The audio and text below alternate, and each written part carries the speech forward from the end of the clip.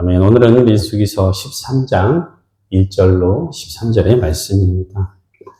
자, 이스라엘 민족이요, 출애굽에서 초창기 어디서 가장 오래 머물렀냐면 시내산에서 오래 머물렀습니다. 1년 넘게 머물다가 그래서 성막도 짓고 장막도 지었었죠. 그리고요, 이제 나중에 하나님께서 민수기 통해서 백성들을 계수하고 행군을 하라고 하십니다. 그렇게 해서 약 11일 정도 지난 후에 그들이 시내 광야에서 나중에 바란 광야로 도착을 했다라고 나오죠. 바로 지금 13장 전절, 12장, 16절 마지막에 바란 광야에 진을 쳤다라고 기록이 되어 있습니다. 이 바란 광야가 도대체 어딜까 보면 이 시내 광야하고 가나안 사이 중간에 위치한 넓은 광야 지역을 말합니다. 오늘 말씀에서 이스라엘 각 지파에서 12명씩 정탐군을 택해서 보내는 지역이 바로 이 바란 광야의 북단, 그러니까 가나안하고 가장 인접한 북단 지역, 그곳이 바로 가데스 바네아라는 것입니다. 이제 바로 가데스 바네아에서는 가나안이 바로 보이는 접경 지역이라는 것이죠. 그런데 민수기서 13장 1절에서 2절, 오늘 방금 우리가 읽었던 말씀에서 보면 지금 여호와께서 모세에게 말씀하여 이르시되 뭐라고 했습니까? 2절에 같이 읽어볼까요? 2절 시작.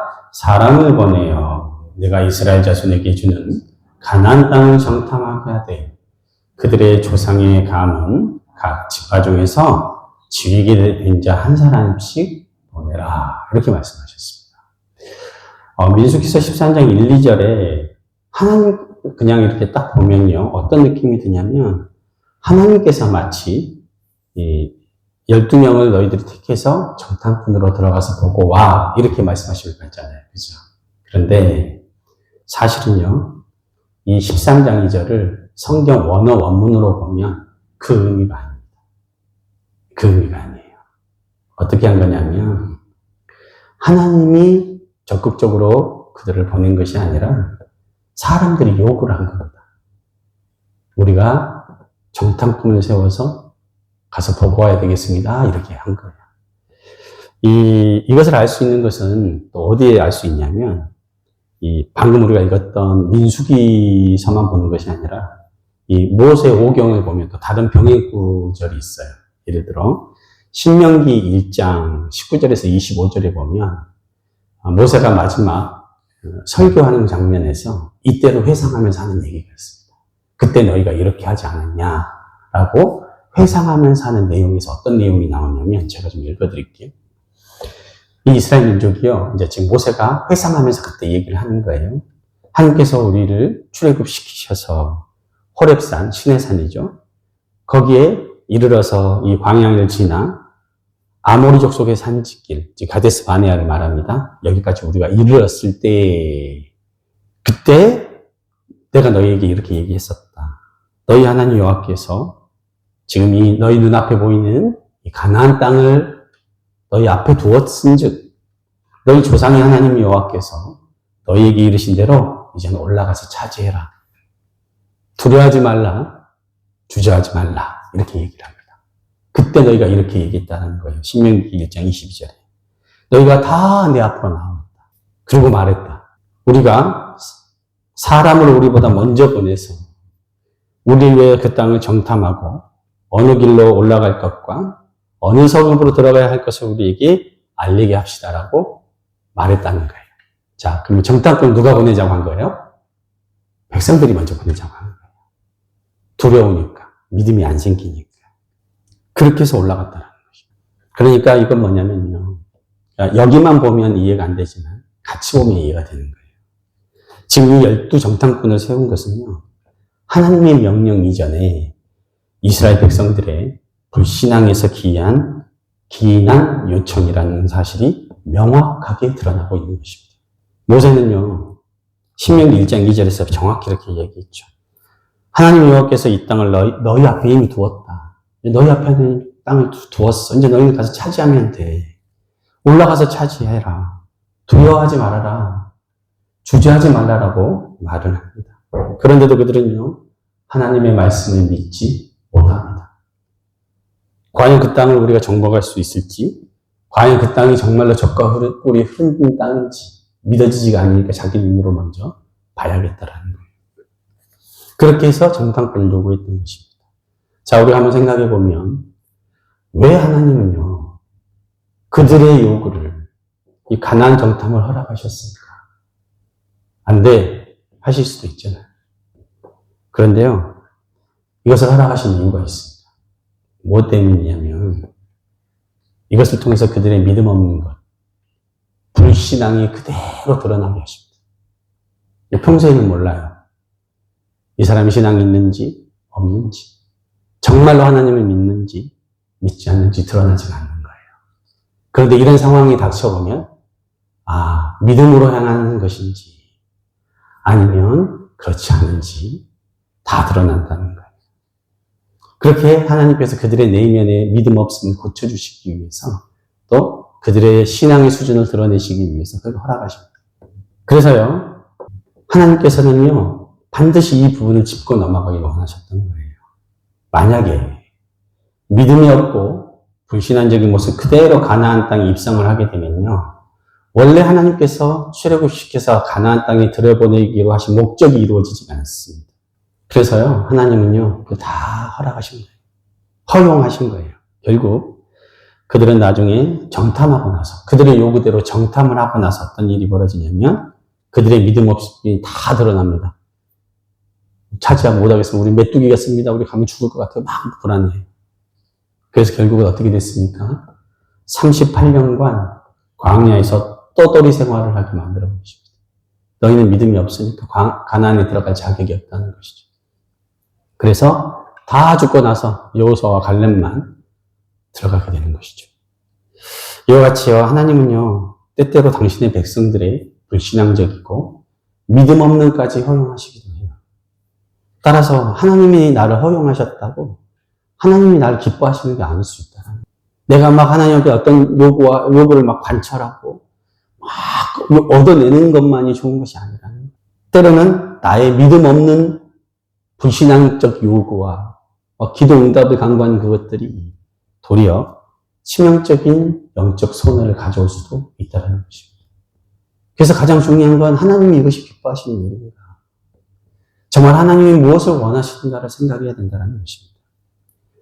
사실은요, 하나님께서 우리에게 주시는 가나안 땅은요, 주실 수도 있고 주지 않을 수도 있는 땅이 아닙니다. 하나님께서는 이미 그들의 조상 때부터 아브라함과 이삭과 야곱을 통해서 이스라엘 백성들에게 가나안 땅을 주시겠다고 이미 약속을 하셨어요. 하나님께서 이미 앞으로 이거는 너희에게 주게 될 땅이야 이렇게 표현하신 적도 없어요. 준 땅, 주는 땅, 너희 땅 이렇게 계속 얘기하십니다. 그래서요 이 가나안 땅은요 뭘로 차지하는 거냐면 믿음으로 들어가는 거고 믿음으로 차지하는 땅이 되어야 합니다. 오늘 본문 민수기 13장 2절에 가나안 땅에 대해서 하나님께서 이렇게 표현을 하세요. 그냥 가나안 땅 이렇게 표현하실 수도 있는데 그렇게 표현 안 합니다. 뭐라고 표현하십니까? 우리 한번 읽어볼까요? 뭐라고 표현하셨어요? 내가 이스라엘 조상에게 주는 가나안 땅 이렇게 표현하셨잖아요. 일부러 이렇게 표현하신 거예요. 믿음이 없으니까.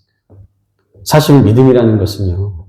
우리 눈으로 볼 때 하나님의 약속이 이루어지지 않았다고 할지라도 하나님께서 약속하셨다는 그 자체는 이미 약속대로 이루어진 것이나 다름이 없습니다.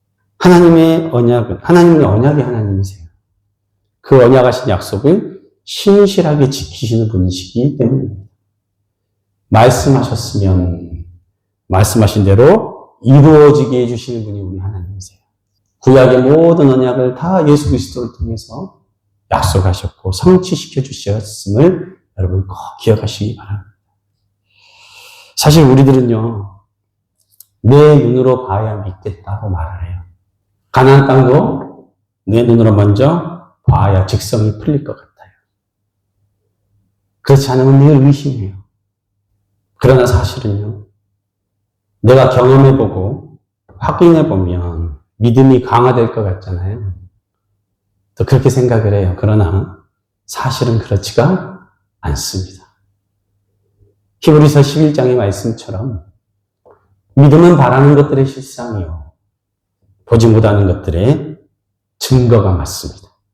왜냐하면 하나님이 나에게 준 땅이라는 확신이 없이 인간적인 눈으로 정탐을 면밀하게 하면 할수록 자신들의 불신앙의 뿌리가 더욱 깊어진다는 사실을 모르는 거예요.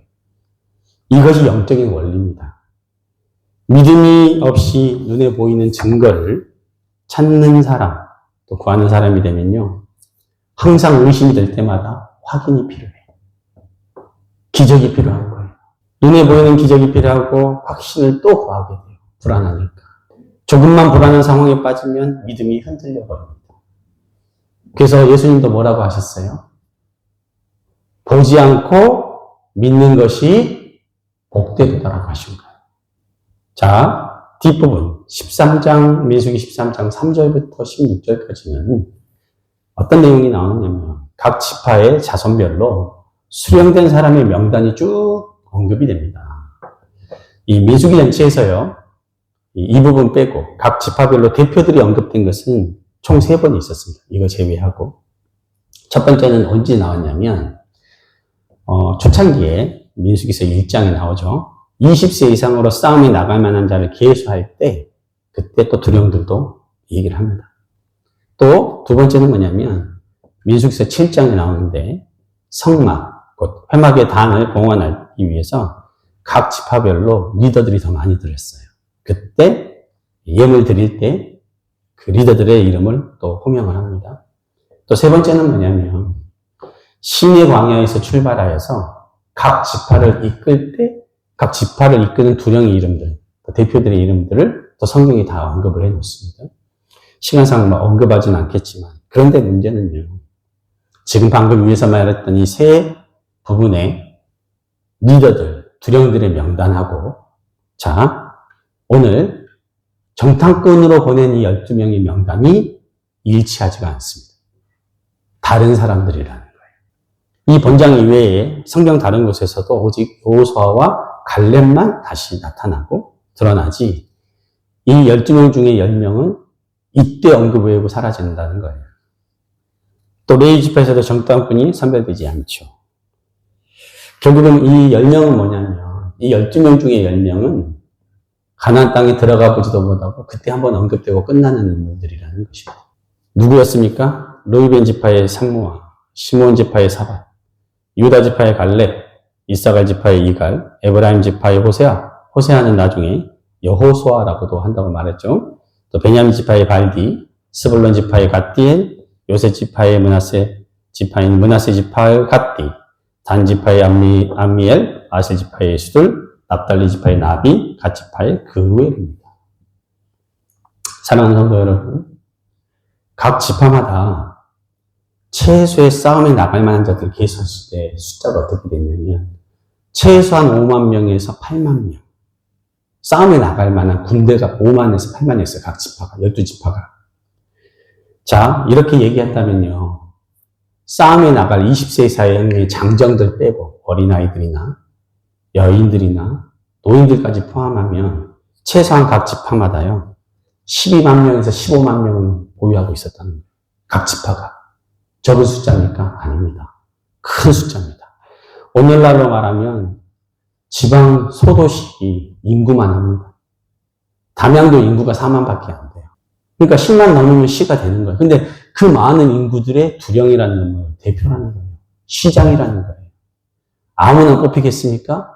뽑히고 잘하고 그 가문에서 내수일 많은 사람을 내세우지 않겠습니까? 그렇게 그 많은 사람 중에 대표가 되고 리더가 되는 것도 어려운데, 그런데 너무나 안타깝게도 이 중에서 오직 여호수아와 갈렙만이 그 이름이 기억되고 나머지는 다 잊혀졌다는 거예요. 시작은 동일한 은혜로 갔어요. 세움받아 축복으로 섰어요. 아, 네가 우리 집안의 대표다. 네가 우리 집안을 세울 사람이다. 네가 우리 집안에 빛을 낼 사람이다. 라고 이렇게 세워준 것이죠. 영적으로도. 그러나 그 결과는 어떻게 됐습니까? 버림받고 잊혀진 사람이 되어 버렸다라는 것입니다. 오직 여호수아와 갈렙만이 하나님의 뜻에 부합하여 하나님께서 허락하신 가나안 땅을 차지하게 된 것입니다. 정말 이상합니다. 정말 이상해요. 하나님 오늘 본문에서 가나안 땅을 이미 너희 앞에 줬다. 야, 너 가서 그냥 차지해라. 그럼 그냥 가서 차지하면 되는데 그걸 못하는 거예요. 모세도 담대해라. 그냥 들어가서 차지해라. 했는데 대부분의 사람들은 그 땅을 차지하지 못해버립니다. 들어가지도 못해요. 어제 수요 예배 때도 제가 말씀드렸지만 우리 앞에 하나님께서 이미 광대하고 유한 문을 열어두셨어요. 열어놨으니까 어떻게 했습니까? 닫힌 게 아니고 열렸으니까 어떻게 합니까? 들어가면 돼요. 가나안 땅도 그냥 들어가서 차지하면 돼요. 그런데 왜 차지하지 못할까요? 왜 못 들어갈까요? 왜 뺑뺑이 돌다가 방에서 죽게 됩니까? 왜 잊혀진 사람들이 되어버렸습니까? 무엇이 관건이었습니까? 무엇이 그들을 가나안 땅에 차지하지 못하게 한 것입니까? 바로 믿음이냐 불신앙이냐 이겁니다. 가나안은 잘 정탐해서 믿음이 생기는 것이 아니라 내 눈에 봐야 믿어지겠다고 하면 그때부터 우리 신앙의 수준이 결정되어 있는 거예요. 사단이 그때부터 가지고 놀아버리기 너무너무 좋습니다. 우리의 믿음의 근거를요, 나의 감정이나 내 눈에 보이는 것에 두면, 그런 증거나 물증에 두면요, 그 순간부터 우리는 얼마든지 흔들릴 수 있는 사람이 된다는 거예요. 그러나 우리 모든 신앙의 근거가 오직 하나님을 향한 믿음, 예수 그리스도의 그 은혜, 오직 나를 구원하신 하나님의 그 확실한 구원의 증거에 두면 우리는 흔들리지가 않는다. 그래서 성도님들에게 또 성도님들께 또 저도 마찬가지지만 영적으로 가장 위험한 것이 하나님에 대한 불신앙과 불순종이라는 사실이에요. 사람을 두려워하지도 마시고 내 눈에 보이는 상황이 불리한 것도 보지 마시기 바랍니다. 오직 하나님의 말씀을 의지하시기 바랍니다. 그래서 신앙인들은요, 약속 받는 것이 너무너무 중요해요. 나에게 하신 약속이 중요한 거예요. 나에게 주신 말씀을 붙잡는 것이 중요한 거예요. 그래야 흔들리지 않습니다. 그래야 하나님이 약속하신 진정한 가나안 땅을 차지하게 되는 것입니다. 말씀의 결론을 맺겠습니다. 우리가 인간적인 방법을 택할 것인가? 아니면 믿음으로 나아갈 것인가? 매일매일 하나님 앞에 우리는 영적인 싸움을 해야 하는 것입니다. 내가 하나님의 말씀에 따라 순종할 것인가? 아니면 불순종하실 것인가? 신본주의로 살 것인가? 인본주의로 살 것인가? 입니다. 이 12명 중에서 마지막까지 그 이름이 기억되고 아름답게 쓰임받고 살다 간 사람이 누구냐면 눈의 아들 여호수아입니다. 갈렙도 있긴 하지만 그는요, 마지막 노년에 가나안 땅을 다 차지하고 나서 이렇게 고백하죠. 여호수아서 24장 15절. 이 고백이 저와 여러분의 고백이 되기를 축원합니다. 어떤 고백이냐면 오직 나와 내 집은 여호와를 섬기겠노라. 오직 나와 내 집은 여호와를 섬기겠노라. 내 눈에 아무 증거 보이지 않는다 할지라도, 내 손에 아무것도 잡히는 것이 없다 할지라도, 나는 하나님의 약속을 믿고 하나님이 나를 축복해 주실 것을 믿고 나에게 가나안 땅을 차지하게 하실 것을 믿고 나는 나아가겠다. 이 고백이 우리 안에 있기를 축원합니다. 저와 여러분이 하나님 편에서 오직 믿음을 택하고 이 눈에 아무 증거 아니 배도 오직 믿음만을 가지고 늘 걷겠다고 방금 찬양했던 그 고백처럼 다짐하셔서, 그래서 주님이 참 기쁨이 되고 주님의 생명책에 영원히 기억되시는 주의 귀한 권속들 되시기를 예수님의 이름으로 축원합니다. 기도하시겠습니다.